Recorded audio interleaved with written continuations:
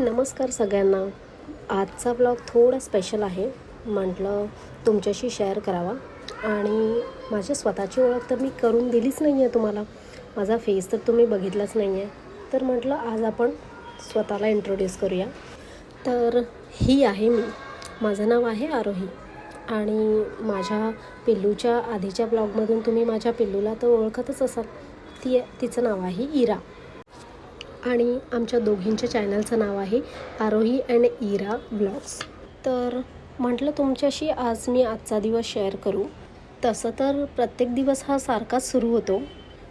घरची कामं, स्वयंपाक, पिल्लूची काळजी आणि वर्किंग लाईफ. आणि हे सगळं सांभाळताना थकवा तर येतोच. पण माझी पिल्लू सोबत असली की कामं पण पटापट होतात आणि सगळं काय मॅनेजसुद्धा होतं. आज आम्ही थोडं चेंज म्हणून आईकडे जायचं ठरवलं. आईचं घर म्हणजे अजूनही माझ्यासाठी तेवढं स्पेशल आहे. तिथं गेलं की पुन्हा एकदा लहान मुलगी होते. आणि इथे माझं जेवण रेडी झालं आहे. मी पिल्लूला भरवलं आणि आम्ही निघालो आईकडे जायला. आम्ही ॲक्च्युली माझ्या आईचं घर माझ्या घरापासून 10 मिनटावरच आहे. सो आम्ही चालतच जात होतो. तर आम्हाला चालायचं नसतंच, आम्हाला धावायचं असतं. तर ती धावता धावता पडेल म्हणून मी तिचा हात पकडून जबरदस्ती तिला घेऊन चालत होते. बट तरीसुद्धा ती धावतच होते.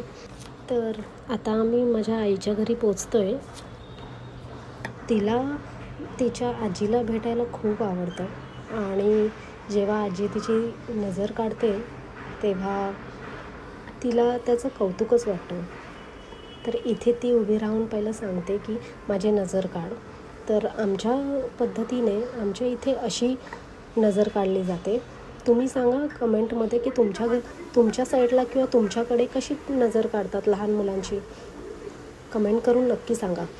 तर इथे आम्ही घरात आल्यानंतर आम्हाला सरप्राईज मिळालं की तिच्या मामाने तर आमच्यासाठी पाणीपुरी आणून ठेवली आहे, शेवपुरी आणून ठेवली आहे.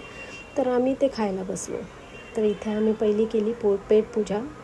आम्ही पहिली शेवपुरी आणि पाणीपुरी खाऊन घेतली.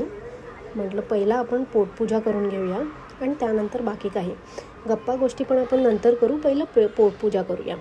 तर आम्ही इथे खायला घेतलं. आम्ही सगळ्यांनी आधी खाऊन घेतलं मस्तपैकी.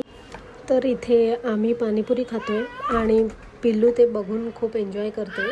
तिला पाणीपुरी खाता येत नाही आणि आम्ही देतसुद्धा नाही बाहेरची पाणीपुरी. पण तिला आम्ही साधी पुरी देतो की ती साधी पुरी खाऊ शकेल आणि म्हणजे तिला काही होणार नाही, आजारी वगैरे न पडण्यासाठी हेच कारण आहे बस. तर आम्ही पाणीपुरी आणि शेवपुरी खाईपर्यंत ती तिचं मँगो ज्यूस फ्रुटी एन्जॉय करत होती. तर मला बाजूला वजन काटा दिसला. म्हटलं आपण वजन करून बघूया तरी की पिल्लूचं वजन किती झालं आहे आता. तर तिचं वजन करत होतो आम्ही. तर बघितलं तर ती 15 किलोची झाली आहे. आणि तेवढ्यात म्हटलं माझं पण वजन मी करूनच घेते, बघूया वजन किती झालं आहे. तर माझं वजन इथे दिसतं आहे 54 किलो 30 ग्रॅम. तर मला वजन वाढवायचं आहे का कमी करायचं आहे ते समजतच नव्हतं. तर इथे तुम्ही बघू शकता की माझी पिल्लू, तिला फक्त नेलपेंटची बॉटल दिसली की ती चालू होते. नेलपेंटची बॉटल दिसली की ती पहिलं तर स्वतःच्या हातावर लावणार आणि मग दुसऱ्यांच्या. त्यानंतर आम्हाला दिसला व्हाईट बोर्ड आणि पेन. मग तर काय बापरे, बघायलाच नको.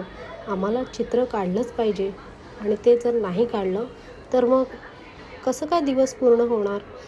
चित्र काढणं हे तर तिचं आवडीची कला आहे. ती बघा, ती आत्ता सध्या 4 वर्षाची आहे पण तिने किती चांगलं चित्र काढलं आहे. तिच्या वयानुसार तर तिने खूपच चांगलं काढलं आहे असं मला वाटतं. तुम्हाला काय वाटतं प्लीज कमेंटमध्ये नक्की सांगा हां, की तिने ते चित्र चांगलं काढलं आहे का नाही, का तुम्हाला आवडलं की नाही. प्लीज कमेंट करून नक्की सांगा. आता मी आजचा दिवस इथे एंड करते आणि आपण भेटूया पुढच्या ब्लॉगमध्ये. चला, मला तुमच्या कमेंट्सद्वारे तुमचं प्रेम जाणवून द्या, म्हणजे मला नक्की कळेल की मी माझ्या ब्लॉग्समध्ये काय काय अजून ॲड करता येईल. तर चला भेटूया नेक्स्ट ब्लॉगमध्ये. बाय.